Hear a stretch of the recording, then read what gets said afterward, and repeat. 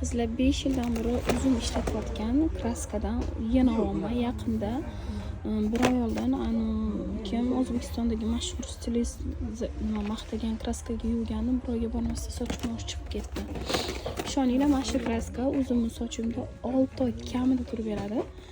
Yoz oyida ko'p yuvgan hisobida, lekin sal salqinda bo'lsa 8 oy 1 yilgacha sochimdan ketib, ishoninglar. Buni ichida tabiiy o'simliklardan qilingan plus xinasi bor.